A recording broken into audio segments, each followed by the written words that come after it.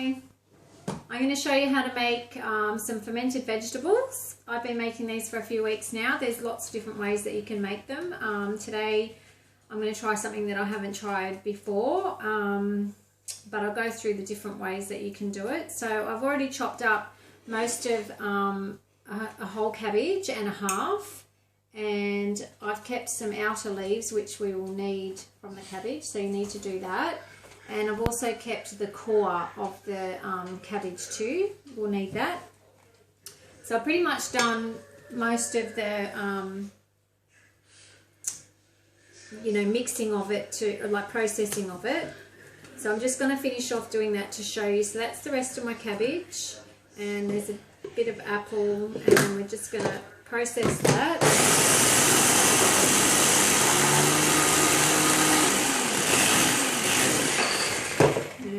Add the rest and mix it around a bit.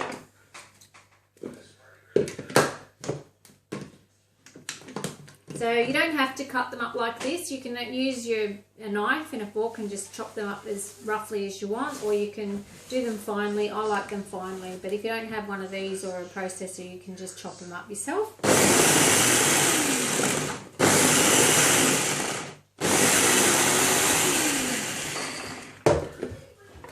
I've used a red apple. You could use green apples.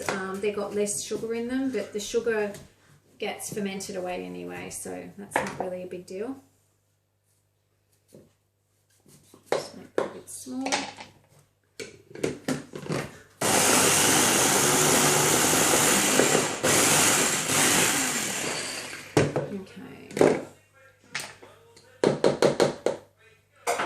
I'm just going to add the rest of that to, you could use a big stainless steel bowl or any big sort of bowl that you've got.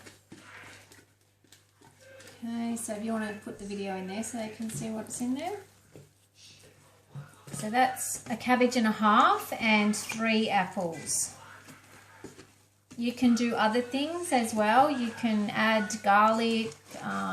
Instead of the apple, you could make it a savoury one with garlic, ginger, and you could add cauliflower, cabbage, carrots, really just about anything, chilies if you like it hot. So you just mix that around.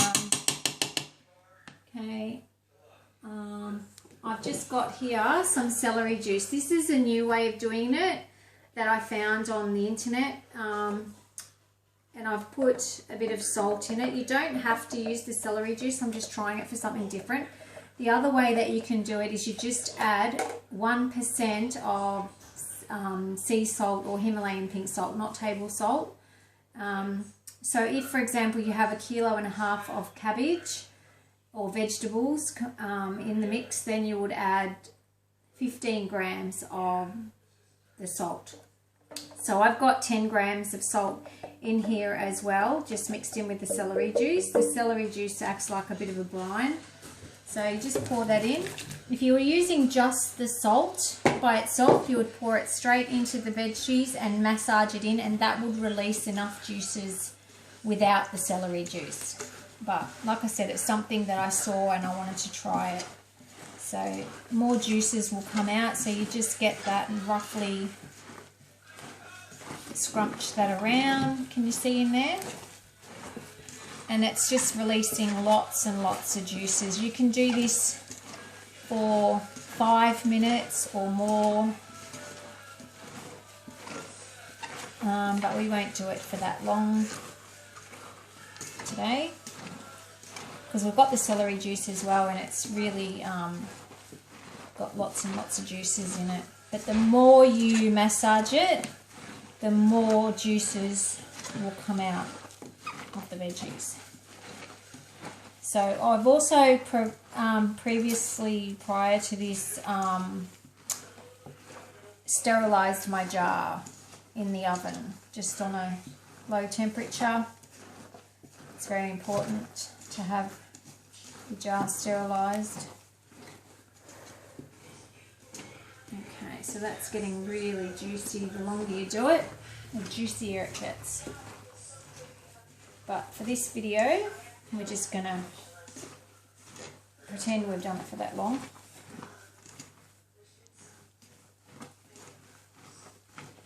Okay.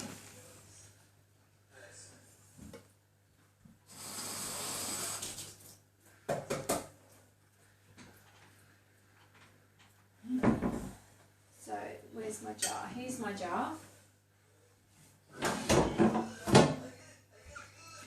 So glass jars are very cheap. You can get them at Kmart, $3.50 I think this one was. Any glass jar will do.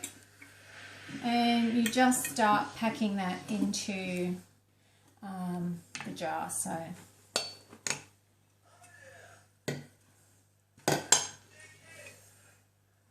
hopefully this will fill it. If not, we're going to need some more cabbage leaves because we don't want any air in it, so we're going to need to punch it down as we go. You can use a potato masher if you don't want to use your hand.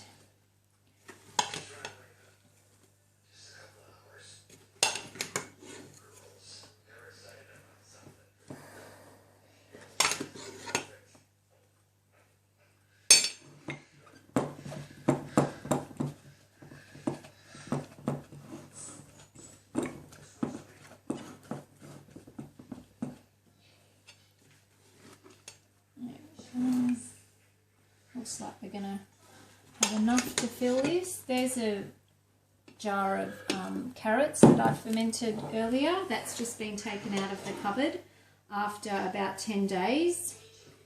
And in that one I've got sliced carrots, garlic, ginger and some lemon thyme in there. Okay, so we're going to keep pushing that down. Making sure we've got no visible air bubbles. There's one down there we need to get rid of.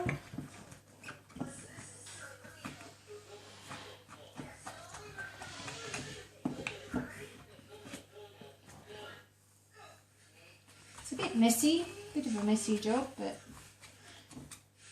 when you're not on video you can relax and you're not under pressure.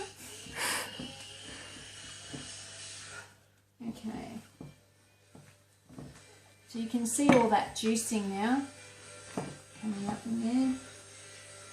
Just really push that down.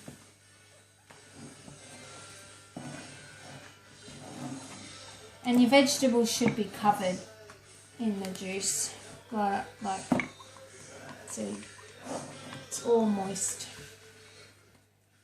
Okay, now we need to use the cabbage leaves.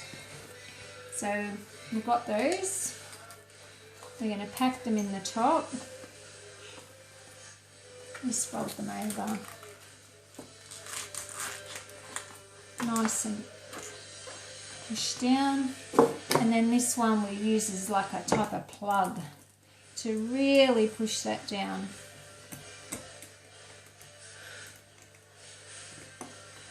And then what we do is we put that into a dark, dry place, a constant temperature of around, I don't know, 20 degrees. I just keep it in the laundry and forget about it. Every few days though, when you remember, you'll need to come along and burp it. So the carbon dioxide builds up. You need to just come along and let that out and then shut that back up again. Do that every 2, 3, 4 days or however, whenever you remember. You don't want it exploding. And then after 2 weeks, or you can taste it after 7 to 10 days and see if it's the desired taste. If you like it a bit stronger, you can leave it longer. If it is, you take out all your cabbage leaves, throw them away, and then store it in the fridge for months, up to a year even, but you'll probably eat it before then. So that's it. That's ready to go into the cupboard, and that is it. Enjoy. Bye.